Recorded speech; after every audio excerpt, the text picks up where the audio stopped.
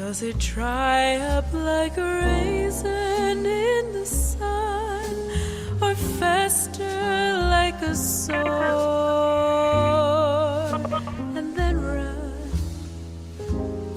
Welcome everyone to UUP's Black History Celebration event. I am Patrick Romain, and this is my friend and colleague, Darleyne. We're the co-chairs of the Statewide Diversity, Equity, and Inclusion Committee. We are so excited to be here with you all today.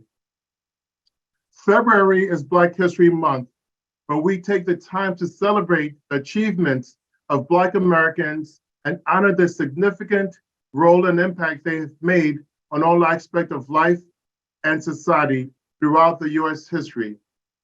It is also a great time to think about our current diversity and inclusion efforts and identify ways to make changes, and that's exactly what UUP is doing.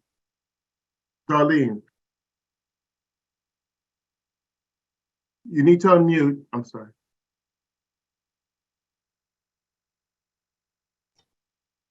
Thank you so much, Patrick. Hello, all. I am Darlene Mayers, and I am the co-chair for the Statewide Diversity, Equity, and Inclusion Committee. Today, you will hear about what UUP is doing to make diversity, equity, and inclusion a priority for our union. Welcome to our webinar this afternoon. We are very delighted that you're able to join us. Please feel free to include your name and chapter in the chat. And when you have questions, feel free to use the chat for that purpose as well. So without further ado, I'd like that we get started. I'm going to introduce our statewide president at this time, Mr. Fred Kowal. United University Professions President Fred Kowal, he's also a professor, has served as UUP's president since winning the first election in 2013. Under Kowal's leadership, UUP has become a strong, politically influential, and respected organization in New York State. The membership exceeds 43,000 individuals, including retirees. Central to this work has been Kowal's insistence that UUP take on the role of offering innovative solutions to the challenges facing SUNY and communities across the state. An example is New York Heals, healthcare, education, access, leadership, sustainability. A bold, wide-ranging plan focused on securing full state funding of SUNY and its public teaching hospitals. The blueprint also promotes the health of all New Yorkers and brings attention to important issues such as combating climate change and support for racial and social justice. Kowal strengthened the bonds between the union and members during the coronavirus pandemic. In 2020, he spearheaded a program to provide UUP members on the front lines with hotel rooms near the SUNY hospitals, as well as creating a teletown hall forum for members. And he directed the purchase of personal protective equipment for essential workers at SUNY's hospitals. This included isolation gowns, thousands of N95 masks, and nitrile gloves. In 2022, advocacy efforts led by Kowal resulted in securing bonus pay for SUNY healthcare workers on the front lines of the pandemic and hundreds of millions more in state funding for SUNY. Moved to action by the tragic racially motivated shooting in Buffalo in May of 2022, Kowal initiated and later moderated a roundtable discussion on mental health equity and structural racism at SUNY Buffalo State College in October. Also in that same year, he became the host of UUP's podcast. It's called The Voice. The podcast has taken on important issues such as environmental justice and abortion rights. I present to you our esteemed leader, Dr. Fred Kowal, UUP Statewide President. Thanks very much. Thanks very much, Darlene, for those kind words. I really, first and foremost, want to thank all of you for joining us today. This is an important moment for us in UUP, and I would argue it's a very important moment for us as a people, as a nation, as a society. I want to recognize the incredible work that's been done by Danielle Judge from UUP staff, as well as Josh Sprague, who's working behind the scenes to make sure this all goes well. It is appropriate too, as we talk about diversity, equity, and inclusion at a time when there have been such widespread, unrelenting assaults on the truth, on teaching the truth, on learning the truth. The truth of what? The truth about our own nation's history. And so it is for that reason that I want to begin with a land acknowledgement that I always hesitate in doing, but I would like to do so now where I am. I don't speak for all of us who are on today because I know people are joining us from everywhere across the state of New York and elsewhere. But where I stand, I acknowledge that I am on the traditional historic lands of the Haudenosaunee, the people of the Longhouse, and the keepers of the Eastern Door, the Mohawks.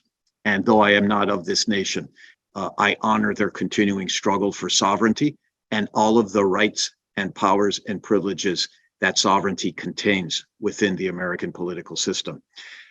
Also, to acknowledge, to remember, to honor the lost lives, the missing and murdered Indigenous women, thousands every year in North America. These are present crises that we need to be attuned to and we must witness to. With that, it is imperative for us to understand that the assaults, both on the teaching of the truth, the learning of the truth, as well as opposition, aggressive opposition to diversity, equity, inclusion in hiring, in training, in teaching, really is about political power plays. It's about racism. It's a bringing forth the worst in our political society, in our society at large. It is imperative for those of us who hold dear to the concept of what unions are supposed to be about, and that is solidarity and a welcoming of all of those, regardless of their gender, regardless of their race, regardless of their ethnicity. All are welcome within a union framework. However, in our history as a union, UUP, as well as the general labor movement, there have been far too many times when we have been exclusive, when we have been racist, and have been a part of the serious problem, the curse of American history, which is racism and its impacts on so many lives, intergenerational impacts. And so what we are doing today is a continuing effort on the part of this union to recognize what has occurred in our history, but also what we can and must do right now to change who we are as a union and who we are as a society.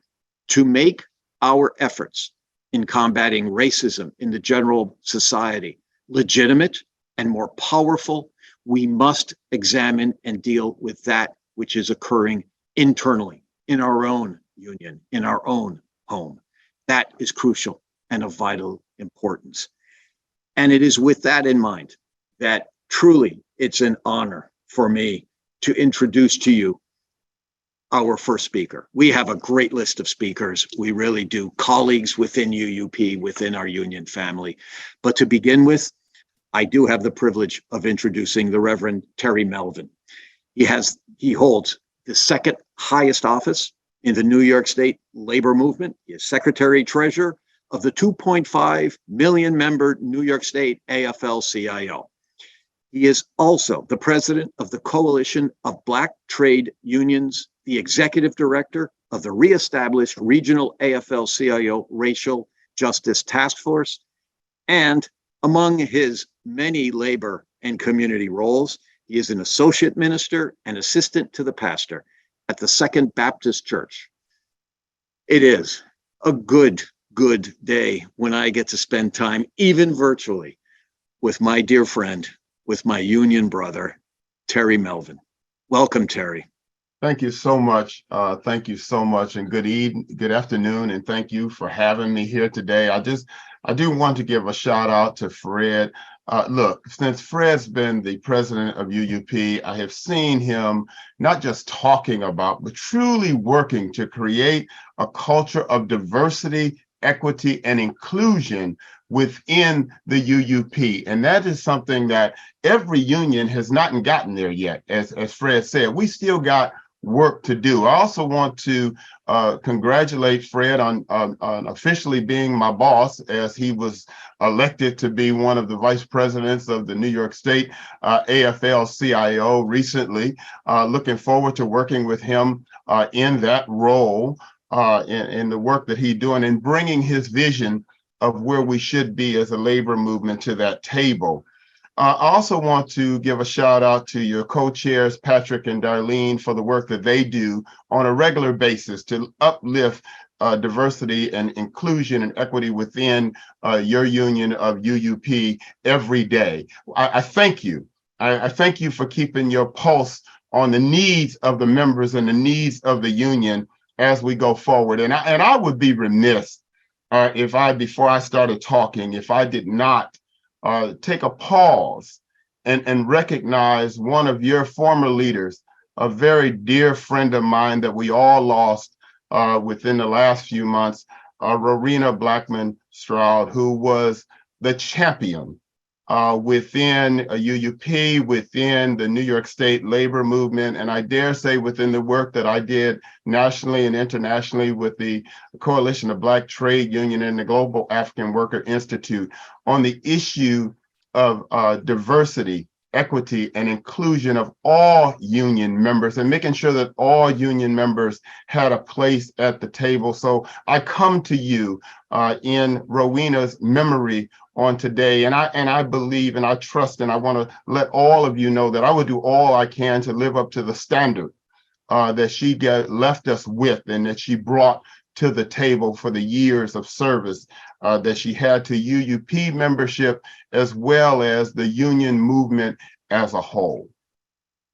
So I know that we have a tight schedule, and we have some critical issues, sisters and brothers, that we want to talk about. Issues that I spent much of my career trying to address, trying to make change, trying to move the needle on inclusion, diversity, and equity within this great labor movement of ours. I was asked to talk about the importance of the labor movement to get on board with diversity, equity, and inclusion. And to be honest with all of you, I was a bit confused. Let me explain. When I come to UUP, I assume there's a caliber of intelligentsia in the room, if you will. Not to be classist or anything, but you all are professors, you're educators. So I feel like this question is beneath you in the moral sense. As New Yorkers, let alone professors and educators and unionists, I would be appalled if anyone on this Zoom actually objects to the moral implications of diversity, equity, and inclusion. So allow me to flip the answer on you, to expound on a non-moral, or rather amoral track. Diversity, equity, and inclusion makes good business sense. There I said it. In the purest of capitalistic unionism, broadening our tent is a solid business move. Let me explain. The business of unions are members. More members equal more revenue, equals more market density, equals better contract that leads to higher revenues. Let's take the United Auto Workers as a perfect example. The UAW was organizing the big car manufacturers. They ran into Ford. Ford was notorious for hiring Black workers and being very Nazi. So you can guess his views on Black workers. But while Ford was overtly racist, the structure of UAW had no Black leaders, no organizers, or Black anything. So UAW diversified. included the Blacks, ran an equity campaign, and toppled Ford. Guess what? They became one of the biggest unions in the country after that. It was a solid business move. Here's my point. I am of a certain age, Black man, right? Living and working in this movement. I've been fighting for the righteousness of this cause my whole life, my whole working life anyway. I have tried to make advances in every corner of this movement. And one thing that has become clear to me as Secretary Treasurer of the New York State AFL-CIO, as president of the CBTU, is our future is aligned with this platform. Our survival as a movement is connected to these tenets. We will not grow, we will not expand, we will not make it to the next century if we don't wave the flag of equity, diversity, and inclusion. Now, I can't keep trying to play on the heartstrings, so we have to talk dollars and cents. There are many in this movement that could give 2 seconds to this conversation. Yep, we got to be real with each other. I'm sure you have colleagues out there that think this is a waste of time. Surely we don't have all of UUP on the call, but that's fine. Not going to challenge anybody's morals, but I will challenge your economics. Once again, this is a solid business move. It makes sense for us to get involved because it will lead to our growth as a movement. More youth and people of color will join unions than any other demographic. We've got the statistics to show it. They want to be a part of this movement. They want to see themselves in the organization that are joining, and so we must reflect that, not only for photo ops, but for our real platform as a movement in the work we do. Now, we need leadership on this. We need investment. We need these conversations to continue. There was a time when we couldn't even have these meetings. So all steps are vital, sisters and brothers. Your challenge is to take it beyond this meeting, to take it beyond today, to proceed farther than just these gatherings. Now, how do we manifest this work in our lives, in our movement, in our future generations? I know this batch of you are putting up with the stuff that I did in my day. Younger folks just don't take what we took, the older folks in the workforce today. We must focus that energy to create that better society we all deserve. And we are watching a road before our eyes. Keep this up, UUP. You cannot take on big money with pocket change. Let me repeat, you can't take on big money with pocket change. And you cannot be corporate power with a workforce divided by race, gender, or the big lie. The prophetic words of A. Philip Randolph still ring true today in 2023. The great labor leader said, at the banquet table of nature, there are no reserved seats. You get what you can take and you keep what you can hold. He said, if you can't take anything, you won't get anything. And if you can't hold anything, you won't keep anything. And you can't take anything without organization. That's why any strategy to combat the high cost of being Black or brown will fail unless Black and brown workers in unions are at the table. We take on powerful bosses every day, and we use our collective power to uplift our families and our communities. We speak out for frontline workers who risk their health protecting us in hospitals, on buses, and at work.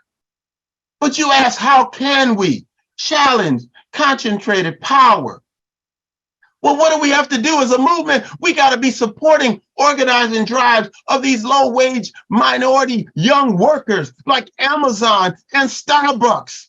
Hey, these workers came out of the woodwork at Starbucks. They said enough is enough. They came together and they decided to form and join unions starting right here in my own city in Buffalo, New York. These were young folks that stood up. Young folks of color that said they wanted something better, they wanted something different, and they started forming their own union. So sisters and brothers, we have to welcome these young new workers into this labor movement that we love and we care about. We as labor have to push the Biden administration, yes, the most friendly labor administration that we've ever seen in history of this country. We still must push them hard to restore and enforce labor rights that will enhance the protection of Black and brown and young workers as they come in to this movement. We must participate in voter registration and voter education and voter turnout campaigns. We must be in the streets where we live every day, educating our family and our friends on the necessity of having a strong and vital labor movement. Because this country will live when we have a strong middle class and working class. We have a strong middle class and working class when we have a strong labor movement. So we've got to do more than just talk within our own walls. We've got to spread our message to our family, our friends, and our neighbors about the worth and the work that we do every day. We've got to strengthen unions, diversity, and inclusion. And we do that to strengthen our movement and strengthen our democracy. UUP, I am counting on you. But let's let this be one more time when we got together and talked about what we could do. But UUP, I am counting on you with Fred's leadership and Darlene's leadership and Patrick's leadership to lift up equity, inclusion, and diversity throughout not just UUP, but I need you to move it throughout the New York State labor movement, move it throughout the national movement, move it throughout the global movement, and move it within your own sphere of influence, whoever you deal with every day. UUP, we cannot sit back, wait for somebody else. Martin is gone, Muhammad is gone. We've got to look in the mirror at ourselves and stand up and do what is just and what is right. God bless you. God bless UUP. God bless our great labor movement. And thank you so much for allowing me to share with you today. Thanks very much, Terry. As always, you inspire, enlighten, and challenge. And especially the challenge is so vitally important. Thanks again for taking the time and for being a part of this program. And yes, again, inspiring us to do this important work. I have the privilege now of introducing someone when she came in as the Vice President for Professionals at UUP, immediately was given the task of undertaking the implementation of a program that would put us right in the middle of the drive to address diversity, equity, and inclusion issues within UUP. And I'm talking about Carolyn Kube from Stony Brook Hospital, joined us as a vice president. And I needed someone who I knew would do the work and work with the committees of UUP, bring people together and put in place the structure and the process that would begin to engage our members in the work of changing the way we look at ourselves and each other within our union. And so it's appropriate and a happy moment for me to introduce to all of you Carolyn Kube, who will tell you about the effort that is ongoing right now within UUP to take on the challenges of making us more diverse, equitable, and inclusive as a union and as members of our society. Carolyn, go ahead. Thank you, Fred, for those kind words. And I just want to say thank you to Reverend Melvin for your inspiration. And I hope that UUP is taking a step in the right direction to make our union more diverse, equitable, and inclusive by partnering with Tangible Development. We constructed a unique educational DEI program to build capacity in our union and on our campuses to create sustainable change on how we will all react or view our world. This 14-session program began on January 25th and will continue throughout the spring semester. The program provides a safe space for our participating members to explore the many complexities of diversity, equity, and inclusion, discussing such topics as privilege, structural racism, ageism, gender identity. The 40 members of the capacity building team were selected by a rigorous application process in which we got 88 applications for 40 spots. We were over the moon.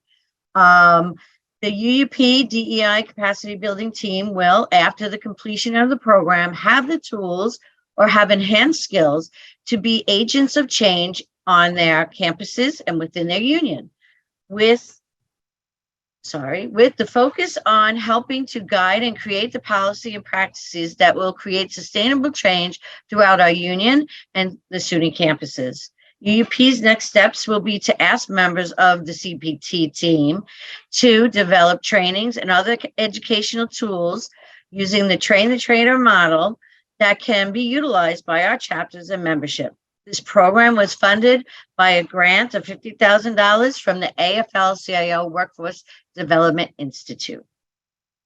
Back to you, Fred. Okay, great. Thanks very much, Carolyn. It is exciting. And as Carolyn and I have met and discussed this, and I have said countless times at union meetings, this is work that will be ongoing.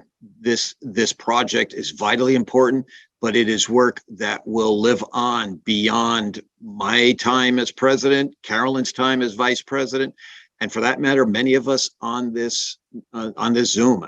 This is permanent work because we must be that committed to making the change that's necessary. So I want to thank Carolyn. I'm going to turn it back over to her. I had an eye exam this morning and my eyes still have not recovered from being dilated. And so I can't read the screen really well. And I don't want to mess up some of these introductions. So Carolyn has graciously agreed to do that part of the job today. So I'm looking forward to hearing our panelists. Carolyn, back to you. Take it away, please.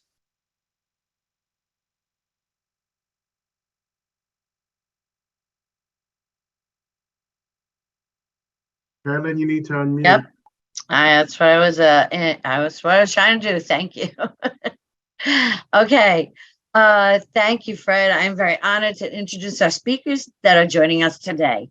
I'd like to start with Dr. Nakeia Chambers. Dr. Chambers has spent over 2 decades standing at the intersection of social justice and cultural change. As a DEI BJ, diversity, equity, inclusion, belonging, and justice practitioner, she has served at SUNY Upstate Medical University since 2006 in the roles spanning from the offices of student admissions, student affairs, affirmative action, and diversity inclusion. Nakeia is trained as a diversity dialogue facilitator and a member of numerous local and national cultural affinity organizations. She presently serves as the Director of Multicultural Affairs, Disability, and Veterans Affairs at SUNY Upstate Medical University, and she is currently pursuing a doctorate in inclusive leadership at Syracuse University. Next, we have Dr. LaNina Cooke, Assistant Professor and Assistant Director of the Center for Criminal Justice Studies Department at Farmingdale State College. Dr. Cooke received a PhD in criminal justice with a concentration in public policy from the City University of New York Graduate Center. Professionally, she serves as a Deputy Director of Com Alert at the Kings County District Attorney's Office, a nationally recognized re-entry program aimed at reducing recidivism. Dr. Cooke has presented, sorry, I have things popping up on my screen.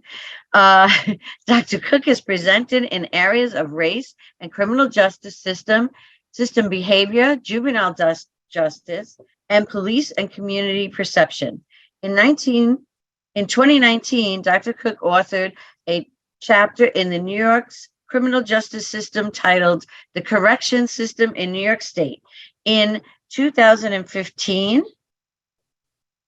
she authored the book Structure Matters, Predicting Juvenile Justice System Behavior. Last but not least, we have Dr. Edward Lawson. He is committed to being a DEI change agent and transformative leader with over 25 years of direct service. He developed the proprietary diversity, equity, inclusion framework, which is designed to assist organizations in maximizing an environment in which differences are validated and cherished, and in which each stakeholder is valued, respected, and supported and treated fairly, and given equal access to tools needed to heal, grow, and thrive. Dr. Lawson also serves as an adjunct faculty member in the Black Studies Department at SUNY New Paltz, where he utilizes DEIF to provide implicit bias training to faculty and staff at SUNY New Paltz, Albany University, Westchester County DOC officers, and the Ulster County Sheriff's Office. He's a busy man. He also established the Family and Community Engagement Services, FACES, a New York certified minority business enterprise that support and works collaboratively with organizations across multiple sectors, including school districts, K through 12, community and faith-based organizations, institutions of higher ed, law enforcement, philanthropy, nonprofits, and local and federal government. I welcome you all today, and I will turn this back to Fred to start our panel discussion. Okay. Nakeia, would you like to lead us off? Absolutely. Welcome, everybody. It's so glad to be in this space. I am going to start off and share some slides. I can't promise that I would follow them all based on the energy that came in from Reverend Terry. I might continue on with a little bit of that energy. So I am going to go start to share my slides because it will keep me a little bit centered on time so that my co-panelists could engage their content and what they want to say as well. So I am going to go and share my screen with you all.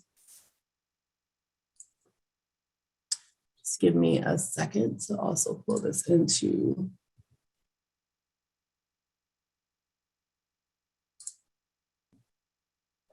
So as stated, I serve at Upstate Medical University, have been here about going on 16 years. And I wanted to engage our conversation so that we can start to think about how to move DEIB from words to action. I think that's something that's really critical in this conversation. So first off, I would like to start with one of my favorite quotes by the Reverend Dr. Martin Luther King Jr. It states, people fail to get along because they fear each other.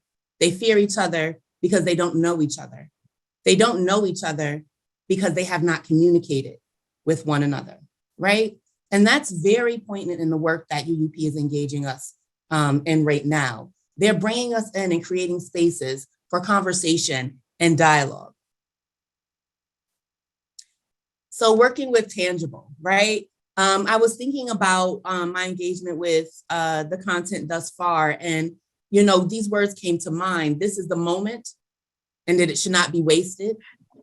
It's the conversation we all need to have, and we all wanted.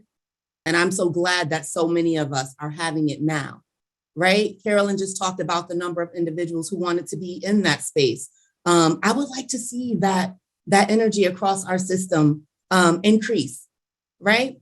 And again, it's the capacity building for me. So in this work, that I do as a practitioner of diversity, equity, inclusion, and belonging, many times, when I'm either deployed out or invited into spaces, to sort of grow the capacity, or anytime I'm in a space where I'm sitting at a table and they want to increase diversity, the first thing that comes to mind is, do we have the capacity as an institution to be inclusive? Do we have that, right? Does it exist, right? So that is bringing us into this conversation of doing this work and working with Tangible and having them as a resource to build capacity. The feeling of going into that space for the first time and seeing the beautiful people on the squares and then breaking out into, rooms and being able to have conversation with one another. It was enriching, right? It added on to the experience of engaging difference. So the value of diversity, right? We're asking for something, but how do we create language about how we value diversity? In a society where I would say normalities are defined by white middle class dominant culture, right? We find that we experience a sense of othering, right? And so sometimes diversity is seen with a deficit mindset. It's seen as less than, right? And I sometimes interchange the word of diversity with difference, right? So understanding and valuing diversity or difference is an essential aspect of our work as teachers and career practitioners in our space within SUNY. It's important to explore diversity from different angles, right? And outline knowledge, skills, and attitudes that may increase our effectiveness in working with all types of diversity. So in my mindset, diversity plus inclusion, it equals engaged and high-performing culture to me, which equals excellence, right? So we should see value in diversity and accepting, increasing that within our institutions. So going on to moving DEIB from words to action, I just want to say, just being in this, I would have to say, just been engaged in this work since, maybe being in high school, right? And so I've sat at the tables. Many of you have probably sat at the tables where you engaged conversation, right? Many of you have probably read, the mission of our institutions, right? And I just want us to, take this a little step further, which was alluded to by my colleagues that spoke before me. And just wanted to say, just think about this. Talking about acting is not the same as acting, right? So if we are going to engage into this work, it's more than just words, right? It's more than just sitting down and creating strategic plans and looking at them. It's engaging and building the capacity for us to act. Many times when I deliver, diversity training or, unconscious bias training, the end of it goes into action items, right? And I've seldom see where those action items lead us to, right? So it's more than just words. Lastly, I just wanted to, show this little slide. It shows a couple of little things about how, we were asked to look at how we would take our experience with Tangible and work within our individual unions and at our institutions on our campuses. So looking at this, I did, share the DEI maturity stages defined. We are going to find ourselves in all different parts of maturity when we come into DEI work, right? And it's okay, right? We're moving into it. So some of the things that I hope that we can move toward, at my institution and with our union is be authentic about our institution's journey to becoming more diverse and inclusive. It's okay to be at the beginning and still learning. It's okay to make mistakes at this time, right? Next, moving this work away from being a social responsibility initiative, eliminating racism and discrimination from our own institutions or organizations. It's imperative. It's not an act of charity. In order to be inclusive, it is imperative that we engage this work. And start having authentic conversations, which I feel like we are doing at this moment with diverse people, and be prepared to listen and have those challenging conversations and receive feedback, right?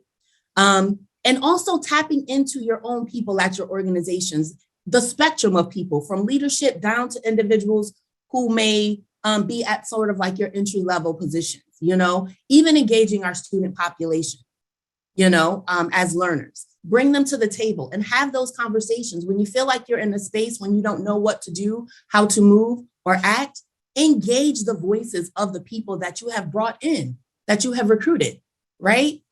To give you and inform you on some practices, right?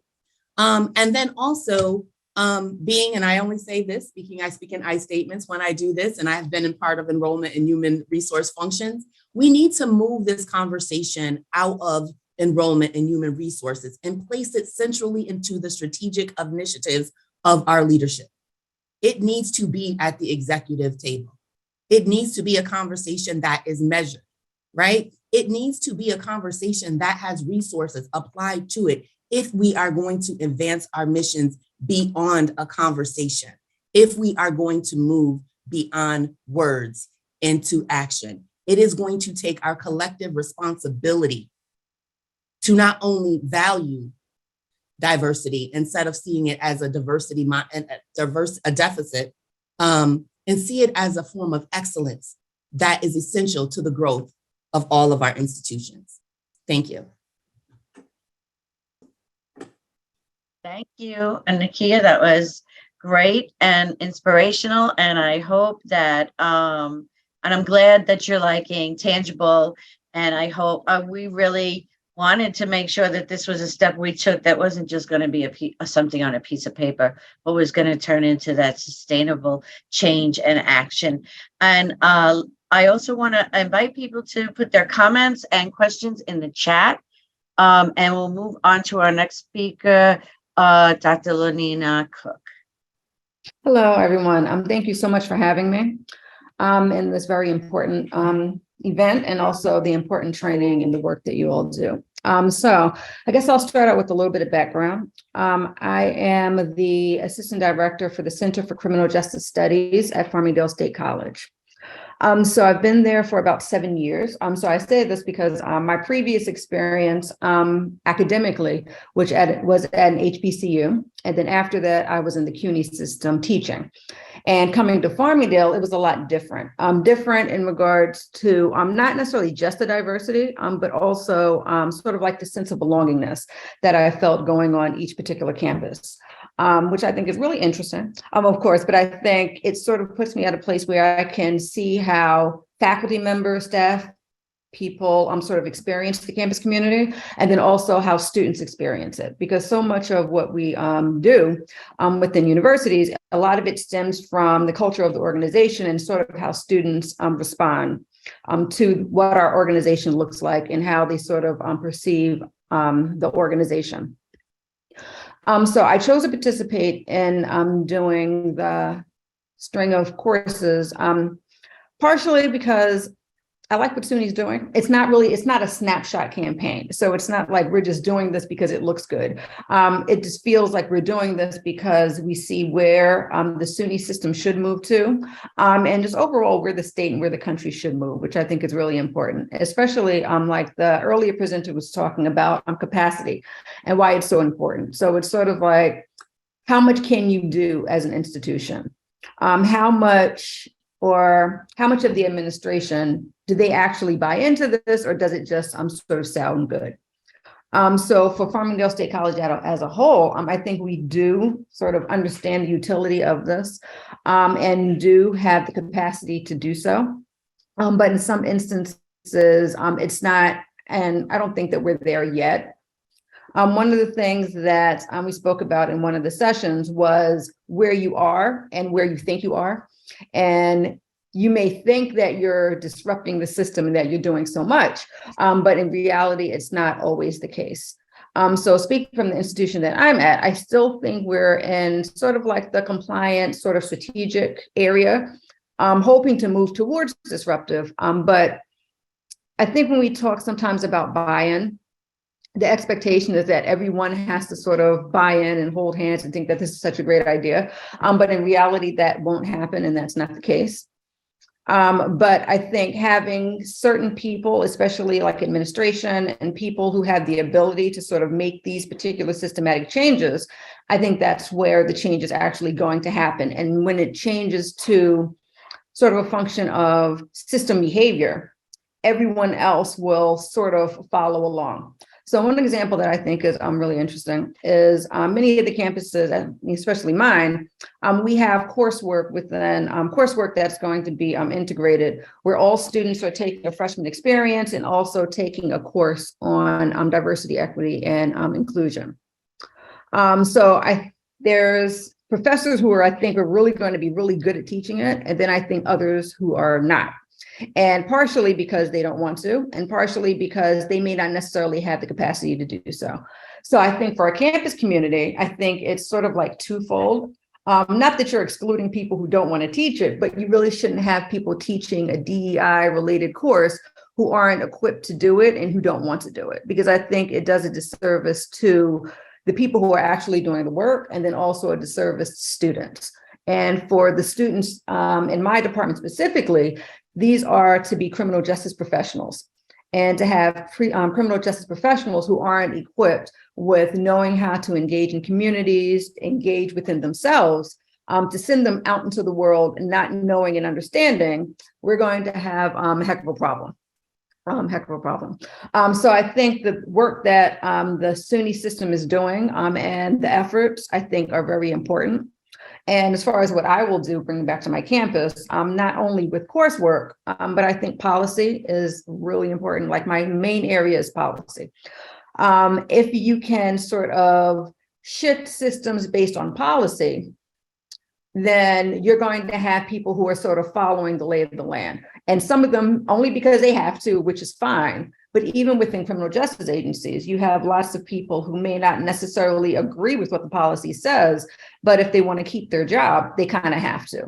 So I think that the work that we're doing is great, but I think that also bringing back to campuses some aspect of shifting policy, shifting perception, shifting sort of what we think diversity is. Because I think the equity and inclusion, to me, that's like the really important piece of the puzzle, where if you have an organization that is equitable and that's inclusive and people feel welcome, the diversity will happen. Diversity doesn't happen until you have all that stuff in place. So I think as systems, the SUNY system and also specific institutions sort of move into that direction, I think in the long run, we'll be in a better place. Thank you.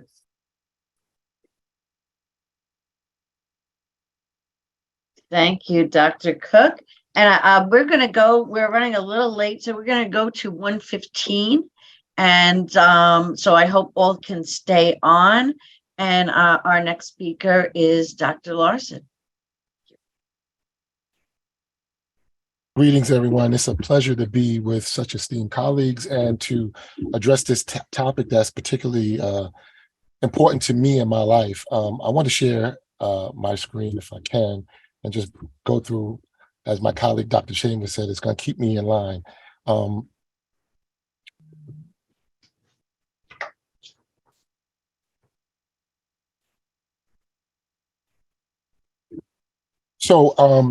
I approach this work because it's important for me to create transformative change. I think part of the conversation and some of the conversations we're having around DEI can sometimes get really performative. And so what I hope to do today is walk us through maybe this framework that we created that helps us to be, as my colleagues have shared, moving from sort of words and ideology to action and practice.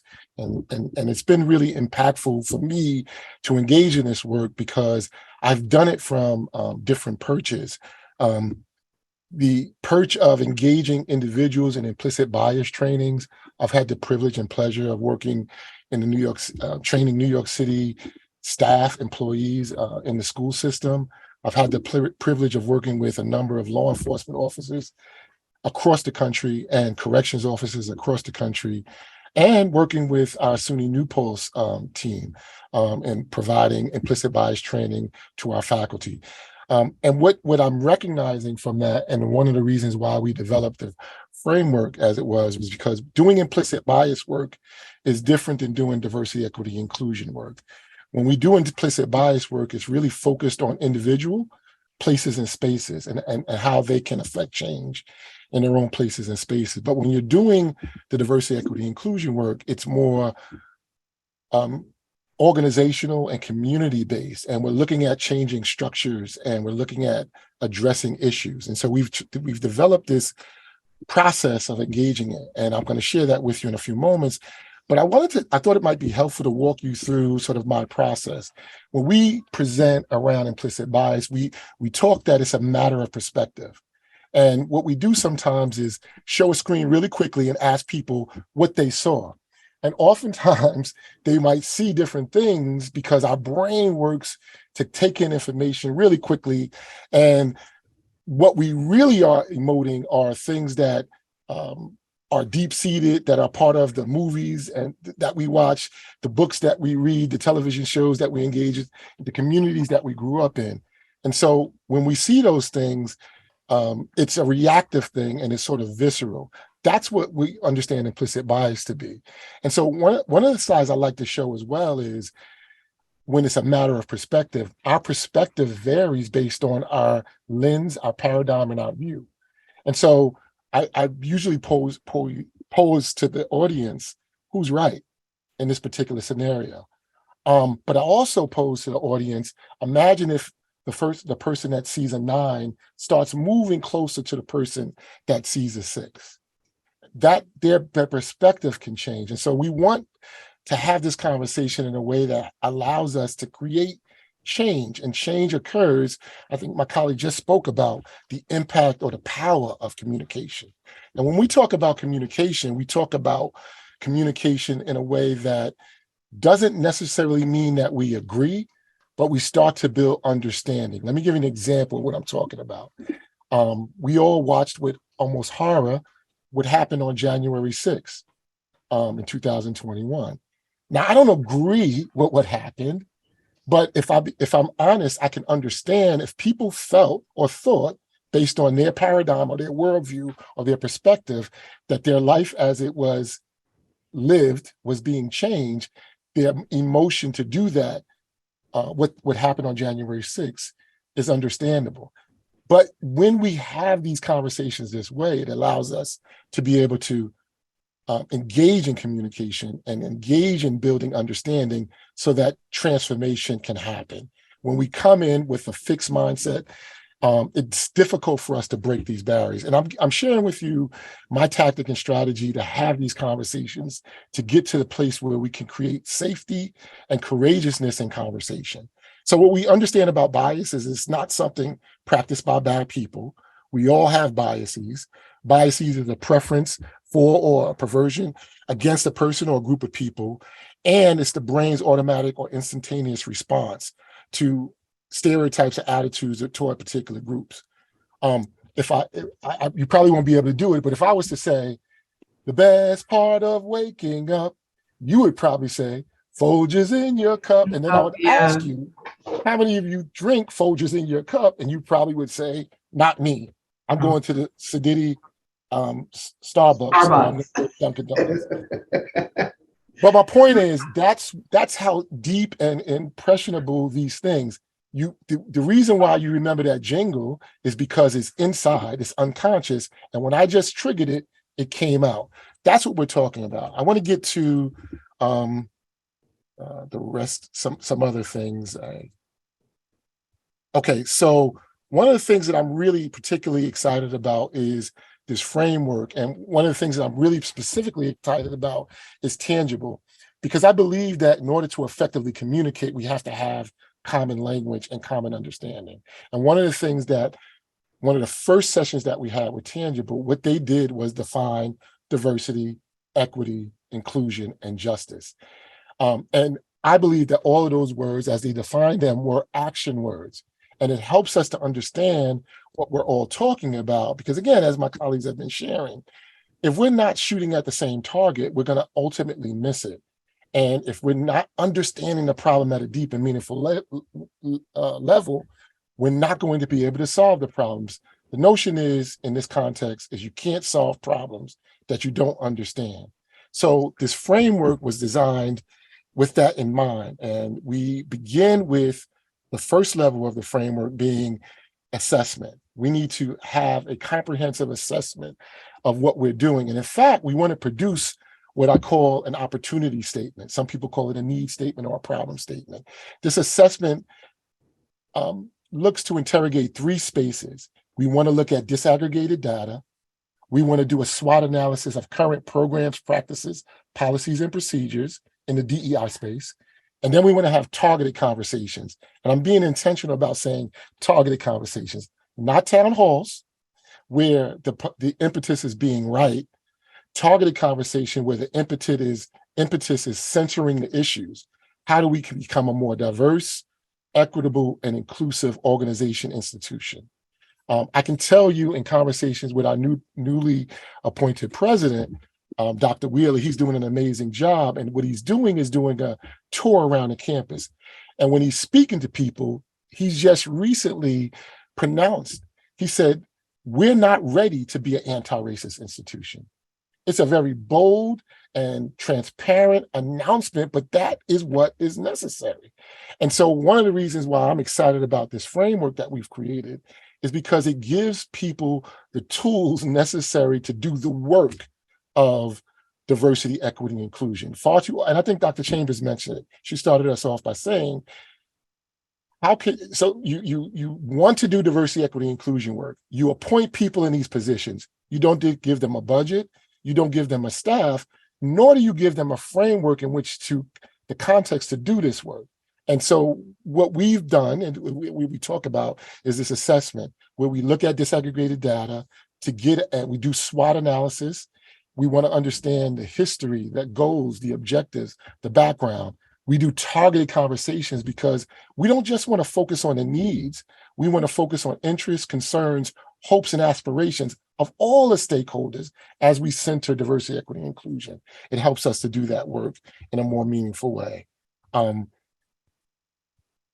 want to also chime in and say that the Reverend stole my idea about diversity being good for business. In 2018, the McKinsey company completed a study entitled Delivering Through Diversity, that it both looked at the business case and the perspective on how DEI can impact growth and business performance.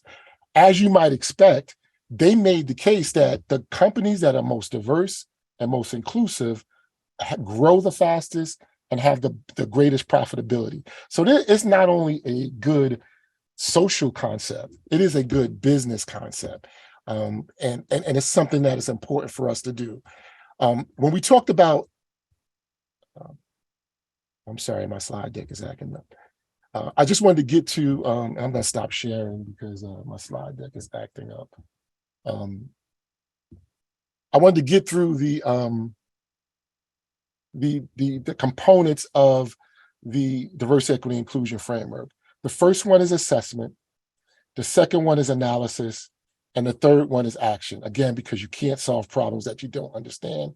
You first get to an assessment and you're looking at those three categories that I told you about. The next phase is analysis. And when we do analysis, what we're looking at is developing SMART goals, and we're looking at evidence-based practices that are going to be impactful and effective in the organization and the institution that you're working in.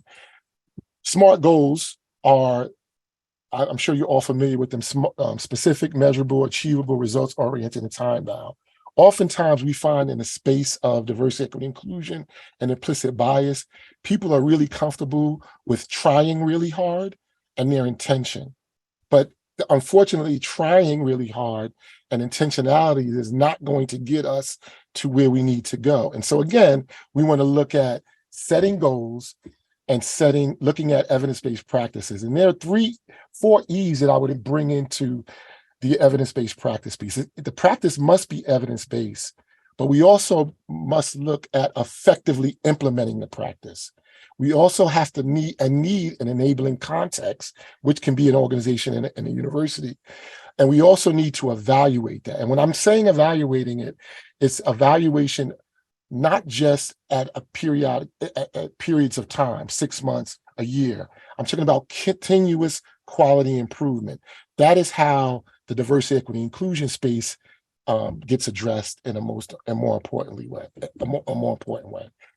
The other thing I would say is that when you have now the opportunity statement, because you've done this thorough assessment, and now you have evidence-based practices because you've done a SWOT analysis and understand the needs, interests, and concerns as it relates to DEI in your institution, you can then move to creating an action plan, a strategic action strategy, a roadmap to achieve your goals and objectives. What's critical in this space is not just to create an action plan that doesn't have outcomes. The action plan must be tied to specific outcomes, and you must be able to measure those outcomes. So again, what we've tried to design with this diversity, equity, inclusion framework is a process and a framework by which any institution, organization that is desirous of doing things like creating diversity and inclusion and equity can do it. I want to end with this. We all are familiar with SUNY Prodigy. I want you to reread 2 paragraphs in the SUNY Prodigy. In the first paragraph, it is very clear that there's a racial and ethnic gap in the teachers. I think it says there's an 8% gap and a 28% gap. And then it says that there's that 3-point gap is going to continue to rise if something is not done.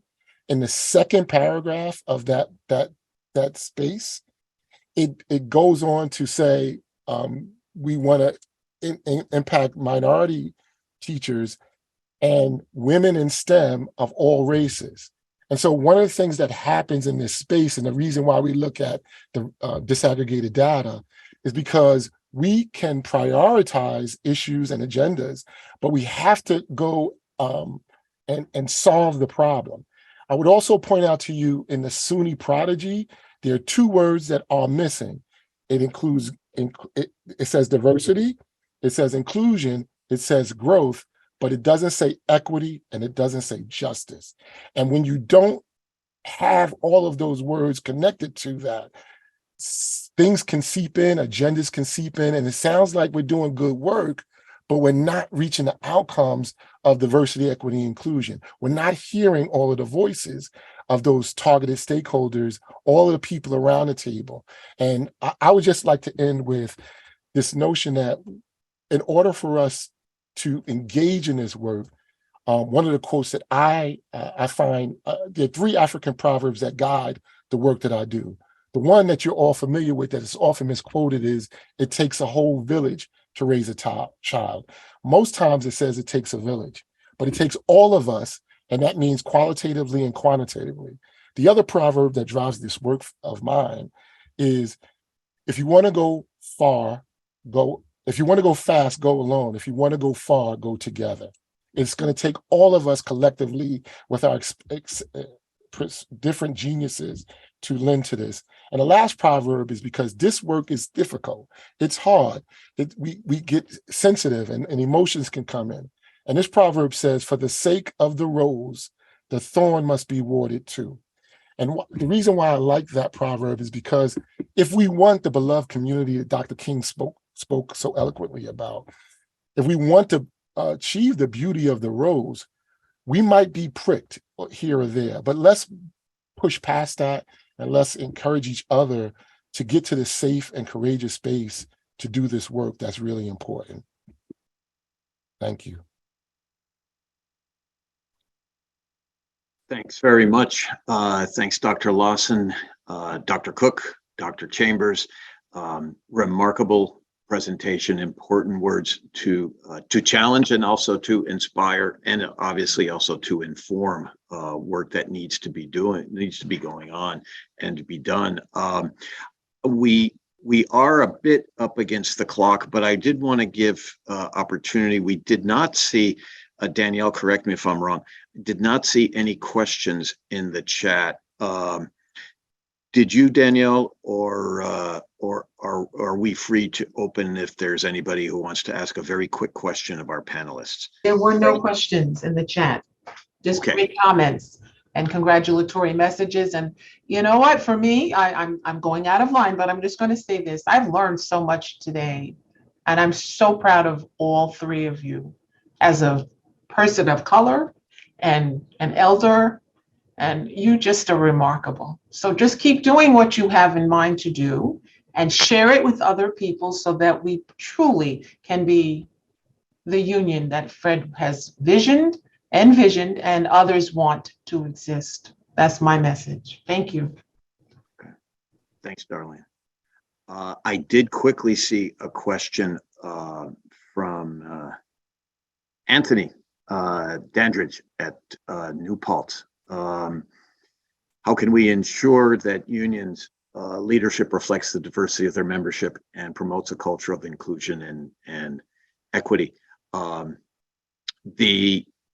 The first answer that I would give, but I would invite the panelists as well, is run for office.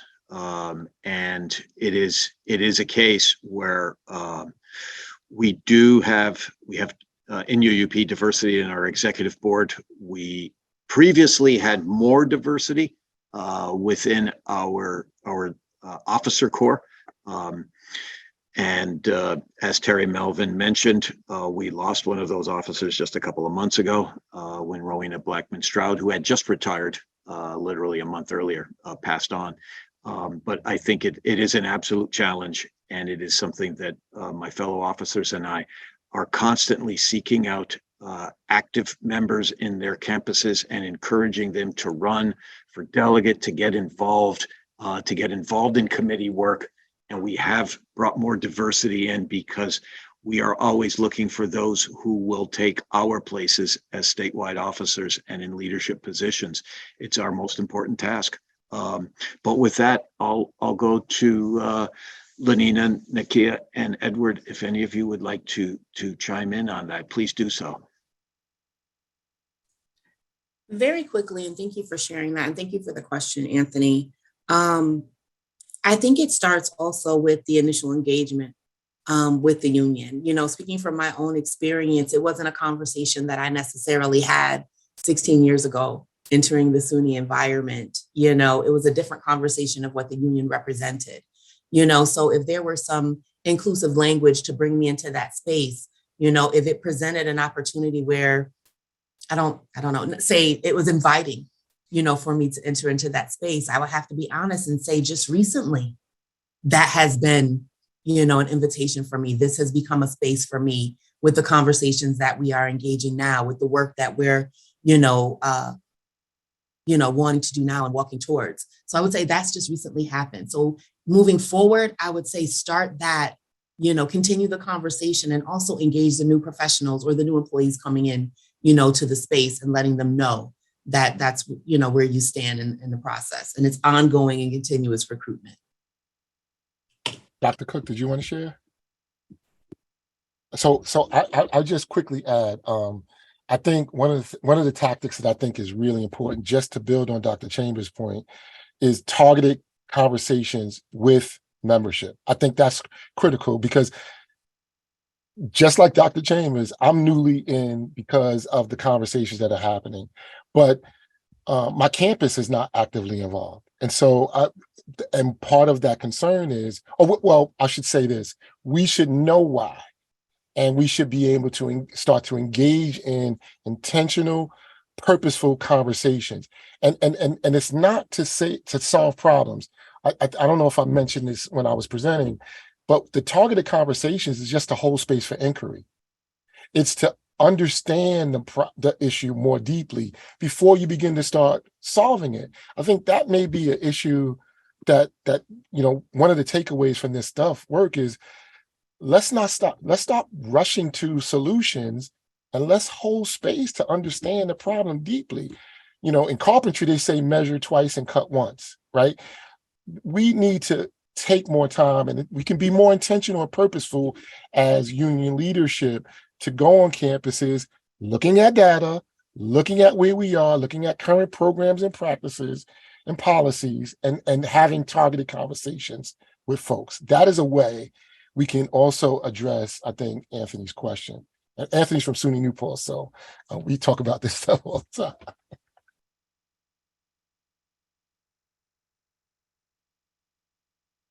time. Fred, if I could just jump in for one moment. Sure. As someone who started out in this movement when there wasn't many people that looked like me in leadership, and spent many years, and I dare say a couple decades, being not only the youngest one in the room, but the only one of color in the room, in many rooms in this movement. I think this move to change our leadership has to be intentional from the bottom down and the top up. And what I mean by that is those that are in power have to understand and realize, as Edward was just saying, what do we get out of having a diversified leadership? What do we bring to the table that we do not have now? And you will find that those that are open like you, Fred, when you bring folks of diversity to the table, there is an awakening within the union and the movement that there are other needs that are not being met that we could meet as a movement. From the bottom up, I think there has to be an education of our members of what the movement is all about. I'm hearing Nakeia, I'm hearing Edward, and I'm hearing them saying, I've been in the movement for 10, 15 years and just found out that there's a thing called a union and that I could get involved in. We've got to figure out how do we be more relevant to our members. And I'll say when I first started, I'll tell this story real quickly. When I first started, we wanted our members to vote on somebody in elections. We sent a postcard and they all voted that way. We have a different set of membership now. Folks ain't gonna vote just because the union said vote. They're gonna vote, in many cases, they'll vote against their best interest because they don't trust us. We have to be out there talking to our members and listening to our members about the issues that are impacting them. And then we can devise our organizing plan to be welcoming to those members. Folks don't want to jump into leadership if they don't feel that they're going to be a part of the real leadership team. So I think as I said, it's a bottom up and a top down approach, but we all have to get into this game together. Thank you. Well done, everyone. Thanks.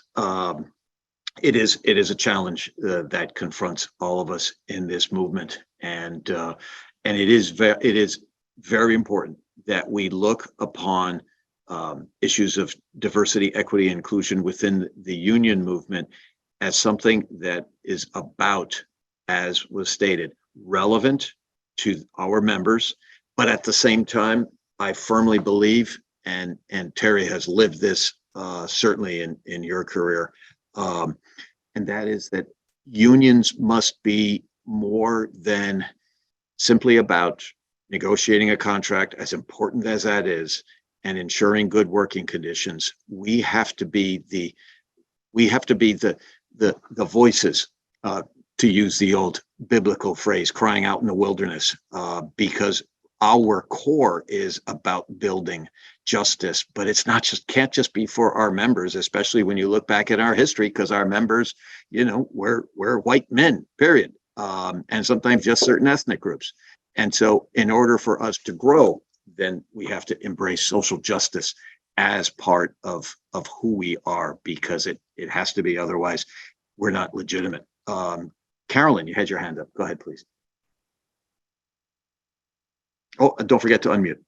Yeah, I just wanted to say that, I think tangible is like our first step forward to the top down meeting, the bottom up, like Reverend Melvin was saying, is that we're creating a space for people.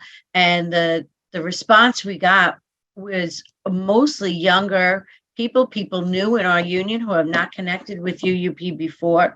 So we now know that we're meeting them where they are, and we know that this is important to them, that DEIJ is important, and that we're going to make the effort to create a space where we can bring leaders in and hopefully into our leadership and become more diverse.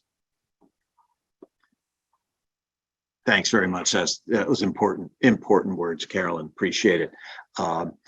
So I think we have come to the end of our time together. Unfortunately, wish we had more time, but I deeply appreciate our panelists who have taken the time to be with us today. Again, to give us so much to think about, to teach us, and to inspire us. It is really important for us to understand that this is a long-term commitment that will take many, many meetings like this and a lot of work, the hard work that will take place outside of settings like this. Again, I would like to thank Terry Melvin, Carolyn Kube, Dr. Nakeia Chambers, Dr. LaNina Cooke, Dr. Edward Lawson, and a special thanks to Darleyne Mayer and Patrick Romain, the co-chairs of UUP Statewide DEI Committee. And as I said at the top, to Josh Sprague and Danielle Judge for the work that you did to put this together. Thank you to all the participants who joined today to celebrate, to recognize our own diversity and the importance of celebrating and honoring Black History Month. It is, I'm not the first one to say this, right? It is terribly ironic that it is the shortest month of the year. And so therefore, we are not at all limited in our discussion of the challenges faced by the African-American community, and indeed by all of us in trying to make our society better, more equal, more humane. And in doing so, this work continues on. We are planning more events, but at the same time, as Carolyn is so deeply engaged in, as is so many others, the work with our tangible allies, we are going to continue to do this work and to continue to inform all of you of opportunities to get engaged in this work. We have also we're going to post the recording of this event on our website, and an email will go out to the membership of UUP so that people can view it at their own leisure. And again, as a means of continuing the dialogue. So once again, I want to thank all of you for joining us today, for taking this time and for being a part of this. The work goes on and it continues. And thanks again. Be well, be safe, and we will see you down the road. Take care all.